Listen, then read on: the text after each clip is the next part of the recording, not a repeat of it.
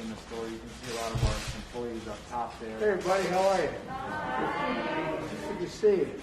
We are DC's oldest hardware store. We've been continuously operated in this city since 1866. We've moved around a few times. We've been in this building for 7 years now. Like my father was telling you, this is actually our second presidential visit, but our first one in this building. So welcome. We're excited to have you here today. And I want to introduce you to Mary Ackley from Little Wild Things. She has a separate business in our building. What they do is microgreens. I'll turn it over to Mary because she can describe her business a lot better than I'll be able to. Fire away. Sure. We moved here a few years ago, and we are an urban vertical farm located right next door. We grow salad greens, microgreens, and edible flowers. Beautiful salads. We deliver them all over the greater Washington, D.C. area, both to homes, and we donate locally here in the neighborhood. Now, you've been engaged in the neighborhood too. You sponsor a Little League team, don't you? We do.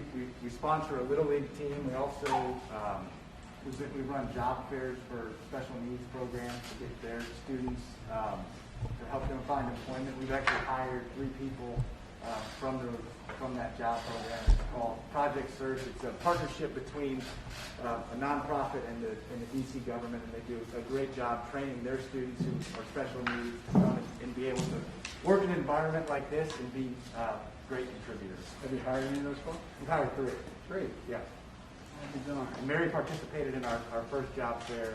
We were going to do another one, but obviously the pandemic has halted our ability to do that. But when things go back to normal, we're going to continue to do those job fairs. Well, tell me, what kind of what hit you the hardest when the pandemic hit? Right. So the biggest challenge is what we're going to do with our staff. You know, there were so many uncertainties related to what the virus actually did. The first thing that we did was we took all of our at-risk employees and we sent them home and we paid them through that entire process. That first wave of PPP loans was very helpful to allow us to do that. Obviously, that was not cost effective, but we felt like we had to do that for our employees. You know, and we're still struggling because while our retail business has actually increased over the course of the pandemic. I think people know there's a little bit of a hardware boom. A big portion of our business is actually government sales and commercial sales. And for the first 4 or 5 months, I mean, that was completely gone. And that was, honestly, usually is about 60% of our annual revenue. One of the reasons why I changed the rule for 20 days to make sure only employers with 20 or fewer employees could qualify for PPP. And the reason for that was 400,000 small businesses went out of business. Yeah. They got in line, but they couldn't get the help. And we found out that an awful lot of that went to bigger businesses that, in fact, weren't supposed to qualify for this because there used to be a thing called Inspector General to see where the money went. And the last administration fired the Inspector General, so a lot of the money went to people who shouldn't have gotten help, and it didn't go to folks who. But you know, with this new program, and we're going to continue this, by the way.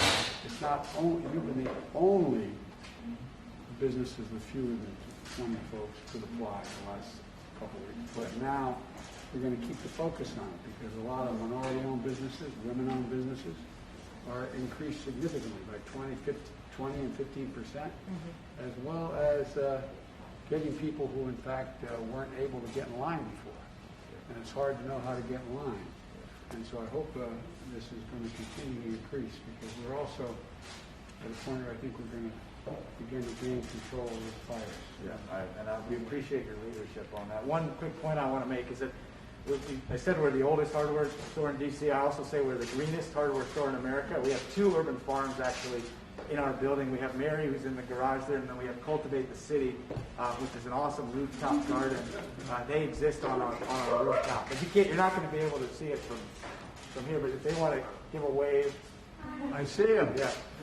And then we also have Don't jump. We need you. And then if I could just...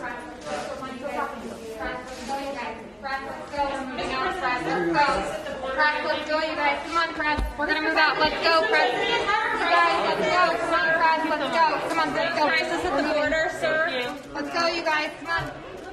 Come on, let's go. Thank you guys. Thanks so much.